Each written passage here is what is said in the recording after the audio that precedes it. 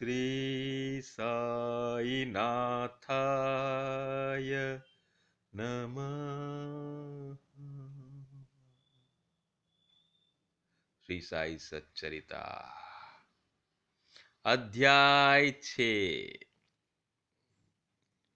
गुरु के कर स्पर्श के गुण। गुरु के कर स्पर्श के गुण। जब सद्गुरु ही नाव के खेवैया है तो वे निश्चय ही कुशलता तथा सरलता पूर्वक इस भवसागर से पार उतार देंगे। सद्गुरु। सद्गुरु शब्द का उच्चारण करते ही मुझे श्री साई की स्मृति आ रही है। सद्गुरु बोलता हूं, ऐसा लगता है जैसे कि स्वयं मेरे सामने साईनाथ खड़े हो और मेरे मस्तक पर उदी लगा रहे हो। देखो देखो, वे अब अपना वरद हस्त उठाकर मेरे मस्तक पर रख रहे हैं। देखो, अब मेरा हृदय आनंद से भर गया है। मेरे नेत्रों में प्रेमाश्रु बह रहे हैं। सद्गुरु के कर स्पर्श की शक्ति महान आश्चर्यजनक है। अनुभव करो, सत्य पहचानो।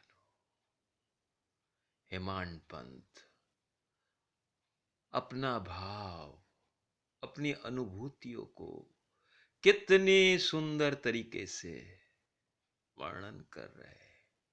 सद्गुरु शब्द, ये शब्द ही तो अप्राकृतिक है, अलौकिक शब्द है। इसके उच्चारण मात्र से, इस शब्द के उच्चारण मात्र से हेमांड पंत देख रहे हैं कि साईनाथ स्वयं सामने खड़े हैं।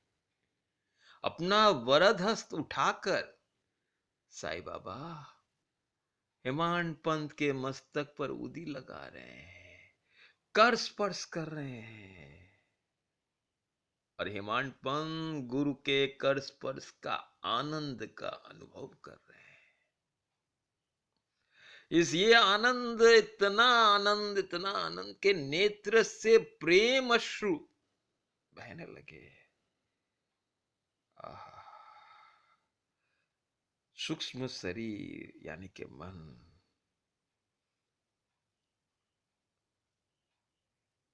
वो केवल गुरु के कर स्पर्श से पल भर में पाप मुक्त हो जा रहा है। ये सूक्ष्म शरीर के अंदर में अनेक जन्मों के पाप कर्म, मन पवित्र हो जाता गुरु के कर स्पर्श से। ऐसे व्यक्ति जिनको धार्मिक और ऐश्वर्य प्रसंगों में पण रुचि नहीं है, उनका मन भी स्थिर हो जाता है। श्री साईं बाबा के मनोहर रूप के दर्शन कर कंठ प्रफुल्लित और रूंध जाता है। कितना सुंदर भाव, भावार्थ हेमांड पंत का अनुभूतियों को सद्गुरु शब्द का उच्चारण मन को शुद्ध करता है। मेरा तेरा भेदभाव को नष्ट करता है। क्षण मात्र में ब्रह्म के साथ अभिन्नता को प्राप्त कराता है। गुरु कृपा, गुरु कृपा, ईश्वरीय कृपा।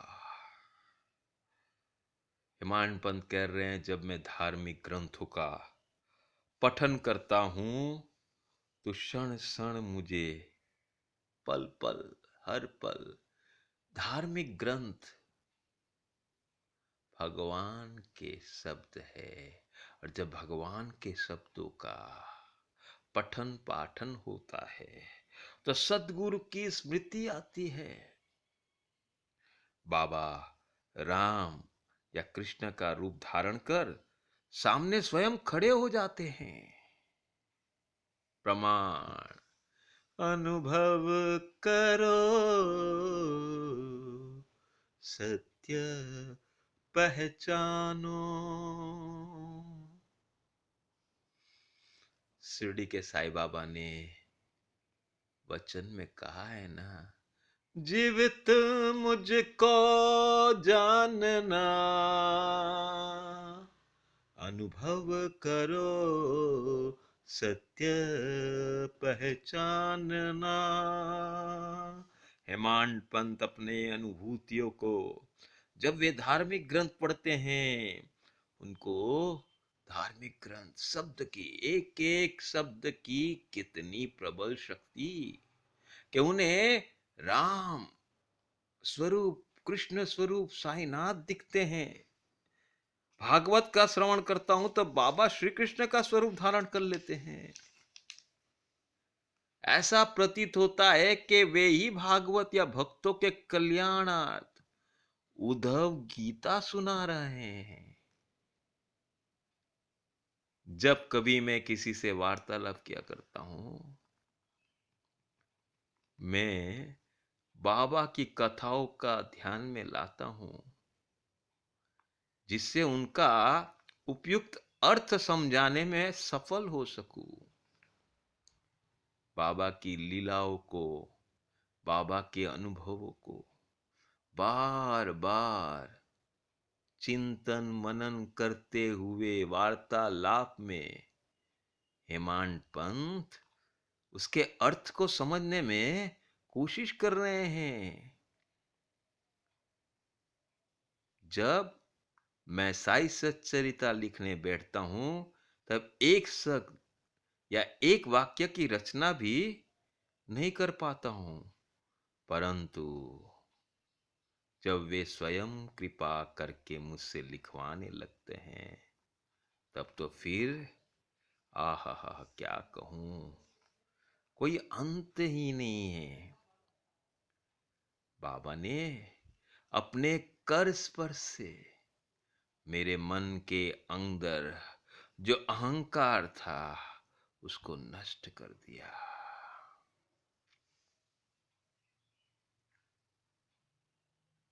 जब भक्तों के अहंकार की वृद्धि होने लगती है तो शक्ति के प्रताप से उसे अहंकार शून्य बनाकर अंतिम ध्येय प्राप्ति करा देते हैं सद्गुरु।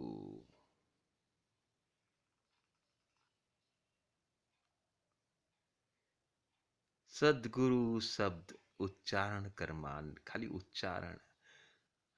सद्गुरु प्रमाण देता है जो मन को जानता है। हर एक मन के अंदर में क्या चल रहा है उसको पहचानता है। परमात्मा हर एक जीव में जो निवास करता है वही तो सद्गुरु है। अब जो बाबा को नमन कर अनन्य भाव से उनकी शरण जाता है, उसे फिर कोई साधना करने की आवश्यकता नहीं। संपूर्ण रूप से, मन से, वचन से, काया से शरणागत भाव, तो उन्हें कोई साधना करने की जरूरत नहीं है। धर्म, अर्थ, काम और मोक्ष उसे सहज ही प्राप्त हो जाएगा। सर्वधर्माणि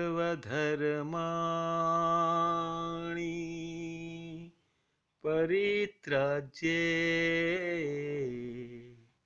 मामेकं शरणं व्रज। ओम श्री साईनाथ।